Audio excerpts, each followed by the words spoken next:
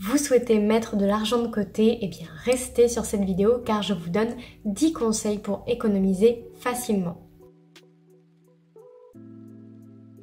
Tout d'abord, si vous ne me connaissez pas, je m'appelle Roxane Delpy, je suis home organizer, c'est-à-dire que je vous aide à désencombrer, ranger et organiser votre intérieur et votre vie pour que vous vous sentiez mieux. Sur cette chaîne, je vous partage des conseils pour faire du tri, rester organisé bien sûr, transiter vers un peu plus de zéro déchet et d'essentiel dans votre vie. Et lorsqu'on fait du tri dans sa vie, qu'on se demande ce qui est essentiel pour nous, économiser, ça vient très rapidement sur le tapis. La première astuce, c'est d'installer un logiciel de cashback sur votre ordinateur. J'utilise personnellement iGraal depuis plusieurs années. Je suis pas en partenariat avec eux pour citer leur nom, mais lorsque j'ai un achat vraiment à faire neuf, que je suis obligée de passer par là pour mes cartes de visite ou quand je veux acheter un livre que je ne trouve pas en deuxième main. Ça marche aussi sur les trajets en train, les séjours à l'hôtel. Je vais sur le site qui m'intéresse et j'active le logiciel iGraal pour qu'il me trouve les meilleures offres, les meilleurs codes promo afin que je puisse percevoir une réduction directement sur la commission. Vous avez à chaque fois des petits pourcentages de réduction sur le panier qui vous sont reversés sur votre cagnotte iGraal et à partir de 20 €, vous pouvez verser sur votre compte bancaire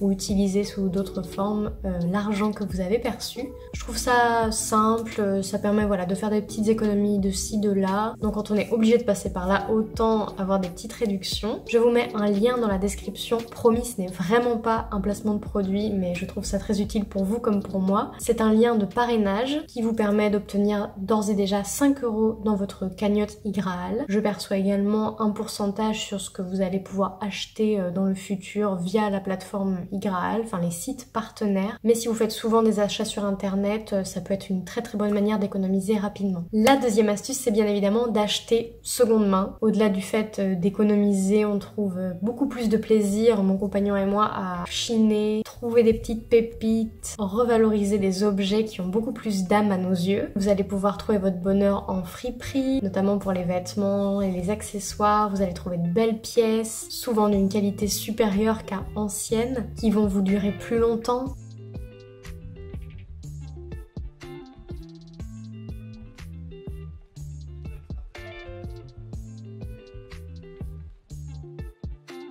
J'en profite pour glisser un mot au sujet du vrai prix des choses, que ce soit dans les friperies, les commerces physiques ou les friperies en ligne, les magasins vintage, des personnes qui font de l'upcycling, c'est-à-dire de la revalorisation de matériaux qui existent déjà, les boutiques éthiques, durables. Pourquoi le prix est plus élevé? Parce que c'est le vrai prix.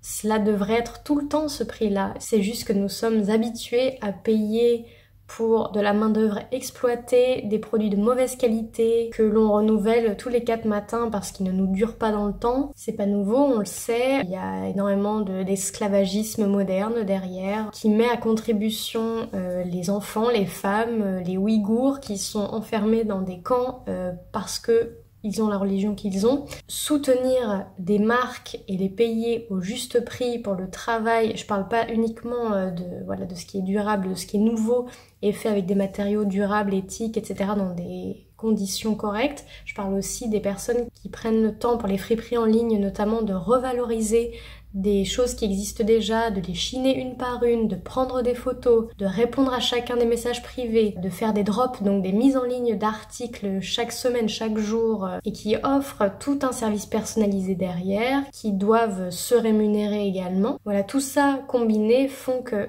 on paye plus cher pour une raison, ce sont des métiers à part entière. Lorsque vous payez ces petites entreprises, ces indépendants, ces indépendantes-là, et que vous boycottez la fast fashion tout simplement, donc H&M, Zara et tout team, vous votez et vous dites non à l'exploitation humaine, à l'esclavagisme moderne, à la surproduction, à la surconsommation. Voilà, je ferme la parenthèse, mais tout cela pour dire que au-delà des prix très intéressants généralement qu'on peut trouver en friperie, honnêtement pour des très belles choses, quand vous achetez en friperie, vous revalorisez des belles choses, vous soutenez le travail de personnes engagé, passionné. Lorsque vous achetez en recyclerie ou chez Emmaüs, vous soutenez des causes sociales en plus de trouver des vêtements à vraiment très bas prix, comme cette chemise par exemple que vous ne voyez pas beaucoup. Et ce n'est pas que pour les personnes qui n'ont pas beaucoup les moyens, c'est pour tout le monde. Et ce serait une erreur de se dire qu'on laisse ça aux personnes qui en ont vraiment besoin, parce que dans tous les cas, vous soutenez des personnes qui sont en réinsertion sociale. Vous pouvez aussi acheter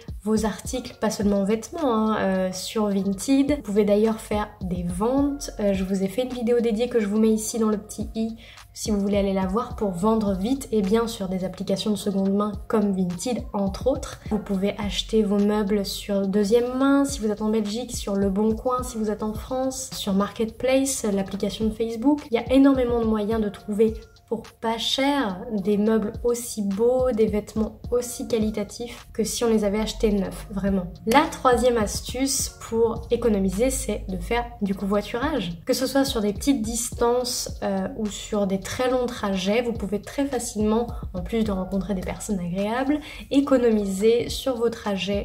Donc pour le quotidien, vous avez BlaBlaCar Daily, sinon vous avez l'application BlaBlaCar que vous devez sûrement connaître. Pensez au groupe Facebook dans votre région qui serait peut-être friand de vos offres. Voilà, si vous avez une voiture, n'hésitez pas à partager et à économiser des frais de carburant, sans compter le côté écologique bien sûr. La quatrième astuce, dans la même lignée, c'est de venir faire du don ou du troc. Il y a énormément de groupes de dons et de troc qui existent sûrement dans votre région. Vous avez aussi des applications comme Give. Tout en vous débarrassant de choses dont vous n'avez pas besoin, vous pouvez sûrement trouver quelque chose dont vous avez besoin en échange, donc on va pas cracher dessus. La cinquième astuce, ça va être de faire vous-même, que ce soit vos cadeaux. J'ai d'ailleurs fait une vidéo dédiée à ce sujet pour faire des cadeaux originaux, zéro déchet, personnels. Je vous mets la vidéo en lien ici. Si vous avez une machine à coudre, essayez-vous à tout un tas de choses.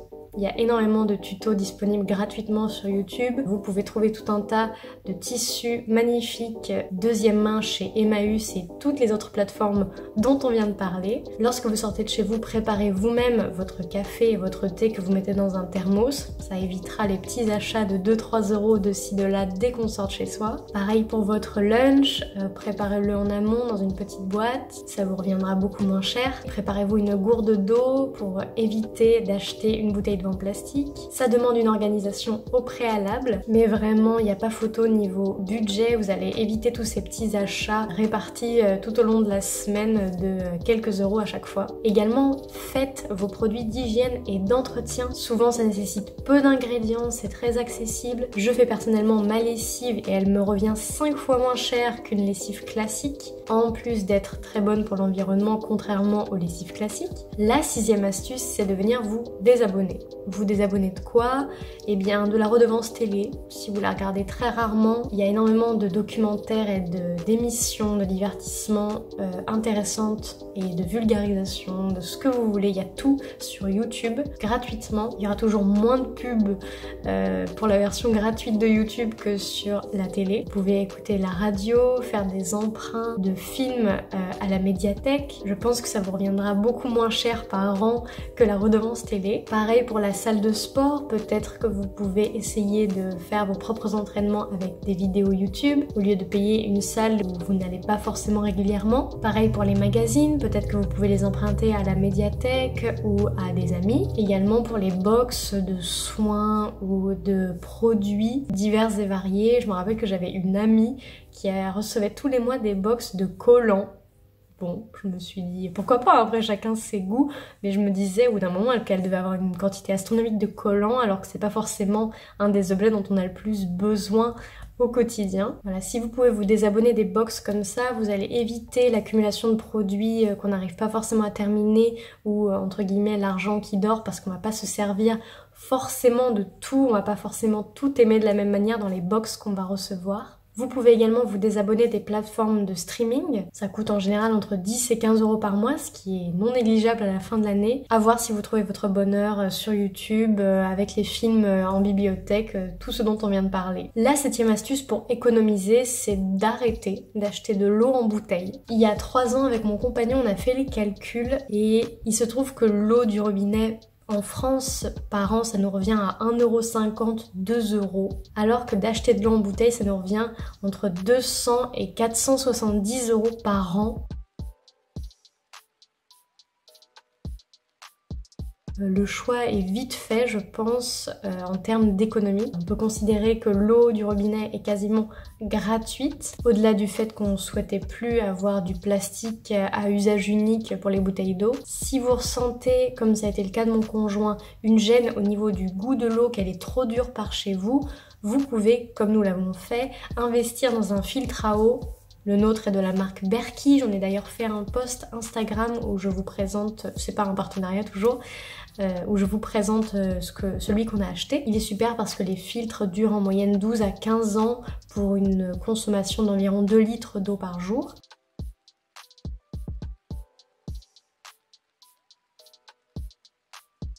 Ça va venir filtrer l'eau et enlever ce goût un petit peu calcaire qu'on peut avoir, ce goût de javel aussi parfois. Donc si vous êtes amateur, amatrice de thé ou autre, je vous conseille d'investir dans ce genre d'ustensile. Le nôtre nous a coûté 200 et quelques €, mais vous voyez, comparé au prix de l'eau en bouteille, il a été vite rentabilisé sur un an. La 8e astuce pour économiser, c'est de venir faire des listes.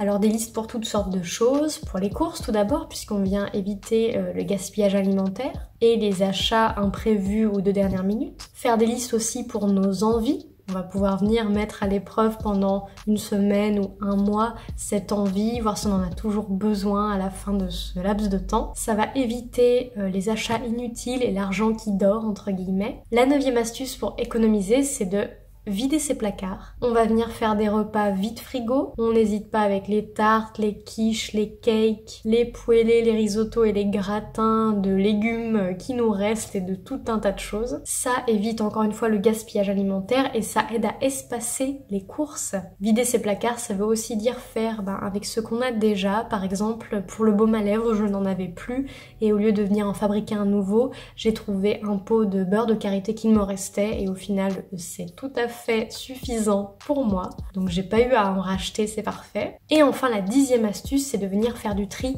régulièrement. Ça va vous permettre de mettre en vente l'inutile et de vous faire un petit peu de sous d'une part, mais aussi de se rendre compte de ce dont on ne se sert pas, ce que l'on n'aura pas besoin de racheter dans le futur, et donc de faire des économies sur le long terme pour des choses qui en valent vraiment la peine. D'ailleurs, si vous avez besoin de faire du tri, je vous aide physiquement chez vous comme à distance. N'hésitez pas à me contacter si vous avez besoin d'être aidé personnellement. Si cette vidéo vous a plu, je vous invite à l'aimer, à la partager à des gens que ça pourrait intéresser et aussi à vous abonner à cette chaîne si ça n'est pas fait puisque c'est gratuit. Je vous donne des conseils pour simplifier votre vie, vous rapprocher un peu plus de votre essentiel, faire du tri et vous organiser. Dites-moi dans les commentaires aussi s'il y a des thèmes que vous souhaiteriez que je traite ou si vous voulez d'autres astuces pour économiser. Et d'ici la prochaine vidéo, je vous dis prenez soin de vous, c'est le plus important.